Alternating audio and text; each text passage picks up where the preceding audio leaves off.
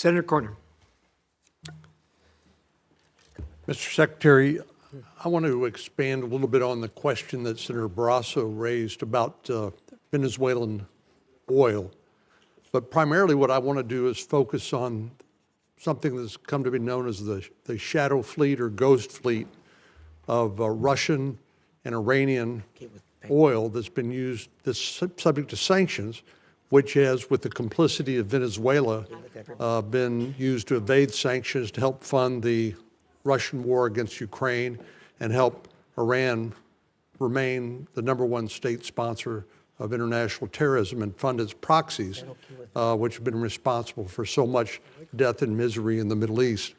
So it strikes me that Venezuela, even though it has a lot of oil, has been more involved in trying to assist its allies, namely Iran and Russia, in circumventing these sanctions to help them fund their nefarious activities, both in the Middle East and in Ukraine.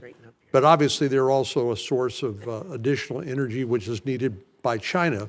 Can you help us understand that better? And is the law enforcement operation to arrest Nicolas Maduro and the current status of our engagement with Venezuela helping us deal with that ghost fleet or the evasion of sanctions?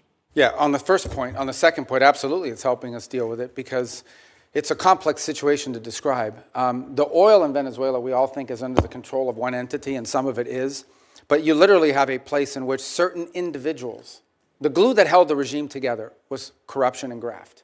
Like people said, I'm supportive of this regime, and they didn't, not because they liked Nicolas Maduro, but because Nicolas Maduro set up a system that guaranteed them a profit. Some people were making that profit from drugs. Some of them were making it from stealing money from their food program called CLAP. Some of them were making their money from an oil field that was literally given to them in exchange for buying them their loyalty. Some were making their profits from all three, so and other activities. So there's no doubt that his removal has created the conditions to begin to move away from that. That's why we sanction their oil.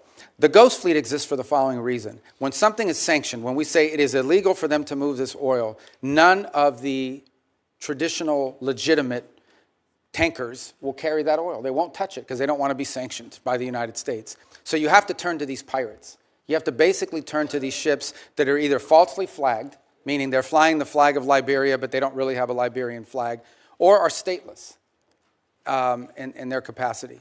And they have to turn to them, and they turn to these vessels. And these vessels are made up with crews from all over the world. We seized one where the majority of the crew members were Ukrainian. We've seized others, the majority of them are Russians, and a mix, and what have you.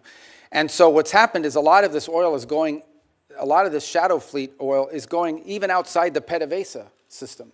And those are the ones that we have now been seizing as well as the ones that are involved outside the PDVSA system. Our goal is to rope all of this illegal oil into a channel that goes into this account that ultimately goes to the benefit of the Venezuelan people. This is an interim step. This is not the way we want the oil industry to look like in perpetuity. This is simply a way to provide revenue so that there isn't systemic collapse while we work through this recovery and transition phases. So there's no doubt that when Maduro was there, we had no cooperation on any of this. Zero cooperation. But I will tell you this, since the time Maduro was removed, not a single illegal ship has headed towards Venezuela.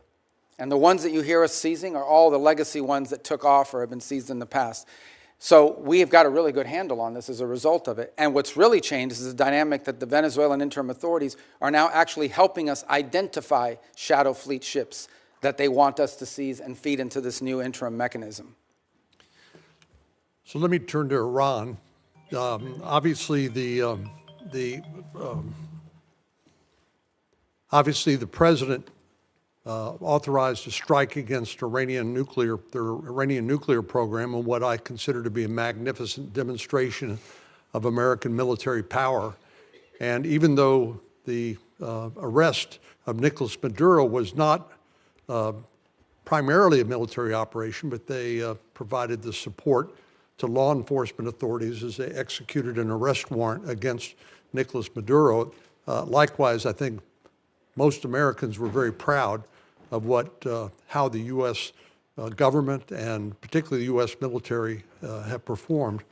But I know the president's very concerned about what's happening to the demonstrators in Iran. And of course, there's some estimates that as many as 30,000 Iranian demonstrators have been executed by the regime.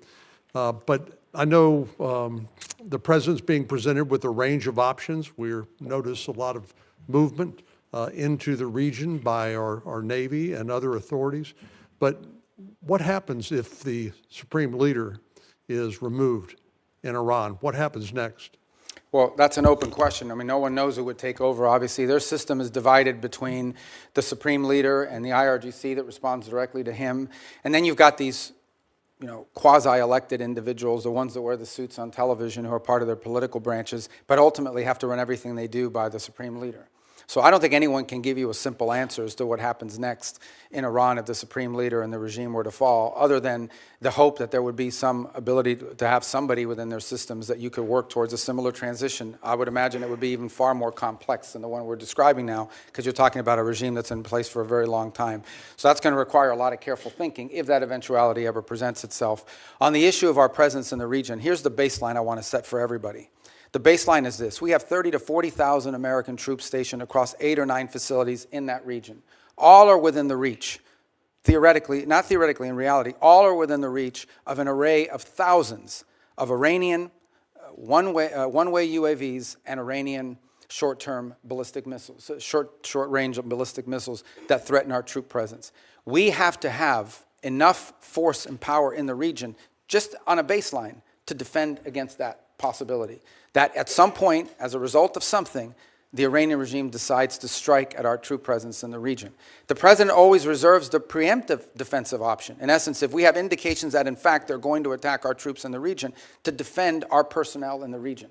We also have security agreements, the Defense of Israel Plan and others, that require us to have a forced posture in the region to defend against that. And so I think it's wise and prudent to have a forced posture within the region that could respond and potentially, not necessarily what's going to happen, but if necessary, preemptively prevent the attack against thousands of American servicemen and other facilities in the region and our allies.